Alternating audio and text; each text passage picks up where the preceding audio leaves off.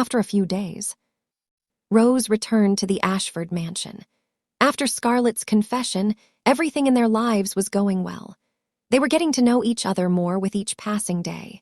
Their love was growing stronger every second. Scar was falling deeper in love with her mouse, while Rose was simply living her dream with her cute personal monster. Selena and Mr. Ashford observed them closely. They had noticed many changes in Scar ever since Rose came back. Diana was very happy that Scar was finally moving on. After her mother's demise, she was genuinely happy with someone again. The two of them were always teasing and laughing at each other. They never missed a chance to irritate one another. But along with that playful bond, their love kept deepening. They cuddled for hours, watched movies until they fell asleep, fed each other, and talked endlessly about their day. Scar's course had been completed, and she had left college. Now only Rose went to college with Selena, and after witnessing Scar, cute anger that day, which wasn't cute for many, but certainly was for Rose, no one dared to go near her. One fine day, Rose came back from college and sat on the bed, excitedly narrating her entire day to her dear personal monster, who patiently listened while feeding her with her own hands. "Then we had the last class and came home," Rose said, finishing the last bite. "Good girl," Scar replied softly, kissing her forehead. Scar went to keep the dishes in the kitchen. When she returned, she saw her mouse resting on the bed. She lay down beside her. "Tired?" she asked. Rose nodded cutely, snuggling into her monster. "Sleep for a while," Scar said, hugging her properly, kissing her cheek, and gently caressing her hair. Outside the room, Selena and Diana stood watching the scene happily. "They look so happy, don't they, Diana?" Selena said with a soft smile. "May no evil eye fall upon their happiness now," Diana replied warmly. "Come on, let them sleep." She dragged Selena away, leaving the two alone. In the evening, both of them were still asleep. As Scar snuggled deeper into Rose's neck in her sleep, a voice echoed inside her mind. "I need a blood source." Scar woke up with a jerk. She needed her food, but it wasn't the right time. She knew she couldn't harm anyone during the daytime. Still, her hunger kept increasing. She sat up and the movement woke Rose. "What happened, Scar?" Rose asked sleepily.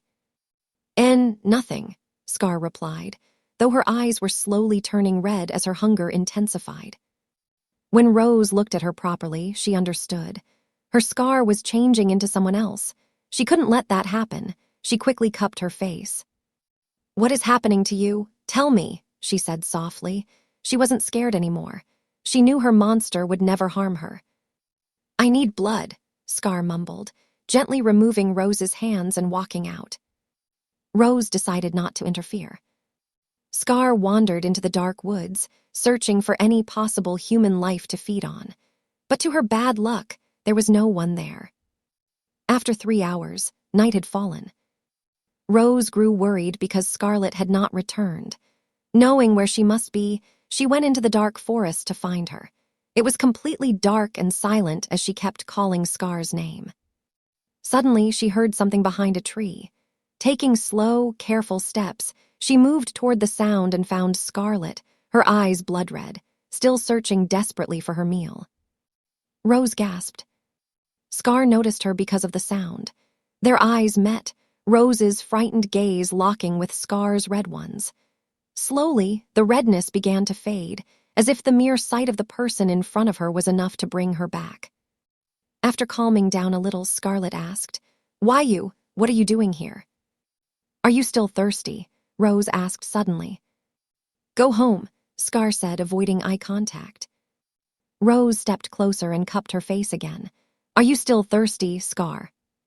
Though scared, she couldn't bear to see her monster so miserable. "Yes, I am," Scar admitted, the demon within her speaking through her eyes. Rose slowly unbuttoned the top 2 buttons of her shirt. She was nervous but determined. She slid the fabric slightly aside, revealing her neck and collarbone. "Take my blood," she said softly. Seeing her neck, Scar's eyes began turning red again.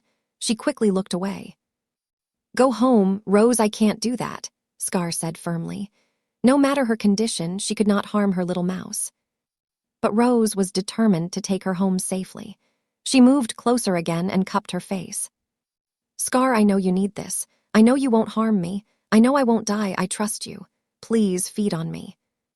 Don't do this, Scar said, trying her best to control the thirsty devil inside her.